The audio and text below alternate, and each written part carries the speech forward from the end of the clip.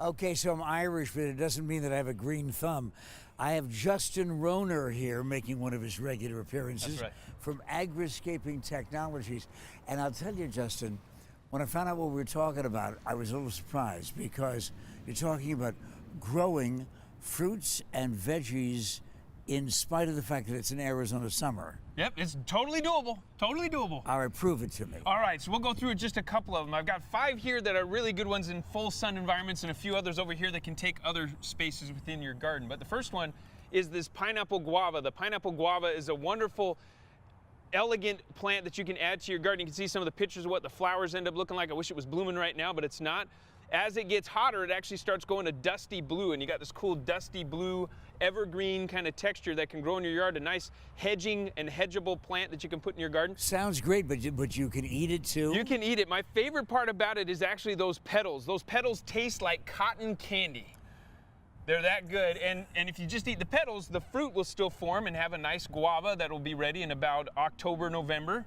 And so it's a wonderful fruit that you can eat and add to a nice little salad. It adds that nice tropical feel to pretty much anything you'd eat. So are you saying, though, that we can plant these in the summertime? Yes. Or we have to plant them in the springtime and then they blossom in the summer? So these first 5 you can still plant now as long as they're in a pot to start with. I mean, these aren't ones that you want to make sure the bigger the pot, the more likely it's going to be able to sustain these summer temperatures. I mean, June is the absolute worst time to plant, but you can still plant these guys because they can hack it. They can hack it. So that's the pineapple. That's that one. Yep. Okay. What's next? The natal plum. So most people have these in their yard as just an ornamental. There's a boxwood variety. This one is the Tuttle.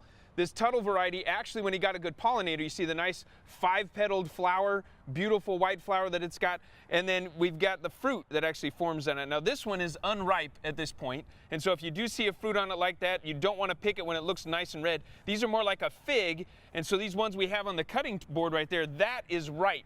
So they make a nice deep burgundy color, and they taste, well, let me see what you think. Now, do you mind if I sample? Yeah, you need to sample that one. Okay. This is a good one, so I'll eat it at the same time so you know I'm not killing it. Yeah, there we go. All right. Surprising.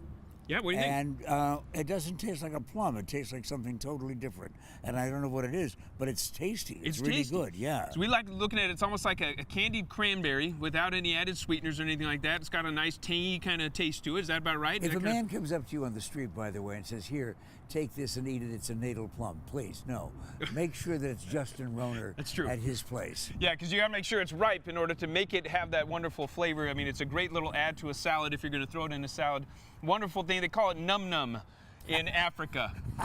So it's a wonderful... All this time, I've been eating num-nums and I didn't realize. You didn't know it. You've been eating num-nums. No. There we go. So that's I don't want to run out of time, but there's other things that you can say are perfectly okay in the summertime in Arizona. So in a seed form, you can actually start these guys. This is a loofah, or sometimes they call it an Indian ridge gourd. No, wait. It's a loofah. It's a loofah. No, I have one of these in the shower. Yes, you do have one in the shower.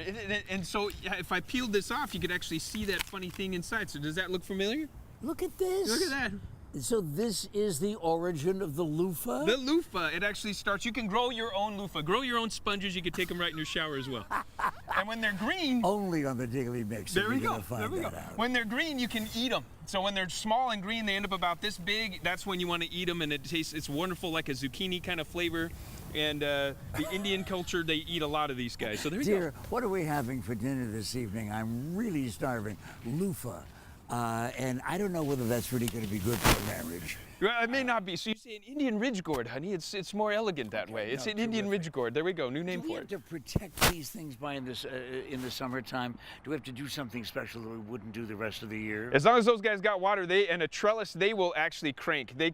We use these to cover air conditioning units. Like we'll put a trellis in front of it, and it'll cover that entire air conditioning unit, make it nice and cool. Beautiful green foliage, nice yellow flower, and this last one here, these last two. This is the test. This is moringa. So this is a tree. These little guys, we've clocked them at a growing speed of about 16 feet in 1 year. So if you plant this little guy in 1 year, it's 16 feet tall and adding some shade to your yard. Yeah, what part of it do I eat? You can eat the leaves, and you can eat pretty much everything. Yes. And then finally, very quickly, sweet potatoes. So sweet potato vine, these guys grow and they crank through the summertime. They love the heat, and you can eat the leaves just like you would a kale. We call it our secret summer salad green is actually the sweet potato green. remember what Justin Rohner said to you, that no one else has merengue loofah num num.